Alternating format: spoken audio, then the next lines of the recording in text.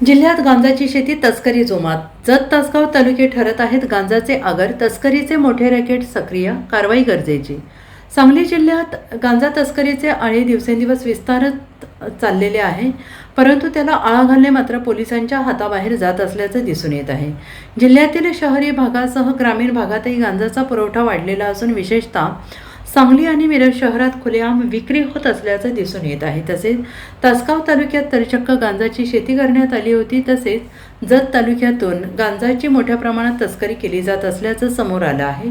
जत तालुका हा गांजा लागवडीचे आणि तस्करीचे माहेरघर मानले जात आहे. त्यापाठोपाठ आता तासगाव तालुका गांजा तस्करीमध्ये आणि लागवडीमध्ये पुढे येत आहे. सांगली, मिरज शहरे आणि कोल्हापूर जिल्ह्यातील इचलकरंजीमध्ये सुद्धा गांजाची मोठ्या प्रमाणात तस्करी केली जाते आहे.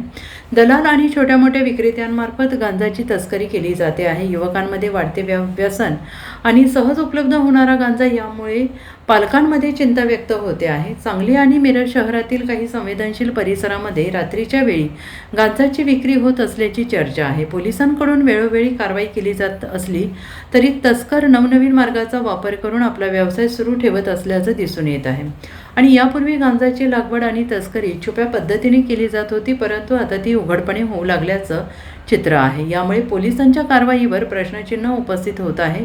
तासगाव तालुक्यातील कुसगावमधील एका पहुंचाने तर चक्क द्राक्षबागेत गांजाची लागवड केली होती. झाडांची उंची 4 ते 5 फूट झाल्यानंतर त्याचा सुगावा तासगाव पोलिसांना लागला. त्यानंतर कारवाई करण्यात आली.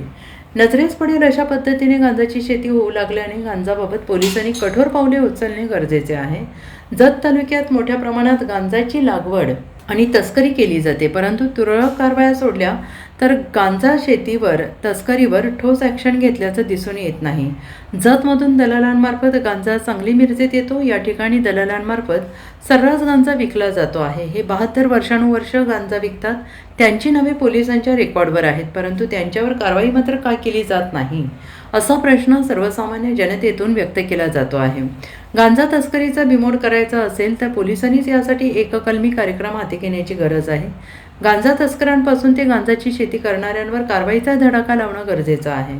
अवैध धंद्यांना खतपाणी घालणाऱ्यांचे कंबरडे मोडण्याची मागणी आता सर्वसामान्य जनतेतून व्यक्त होते आहे. Bureau report, SBN Marathi, Sangli.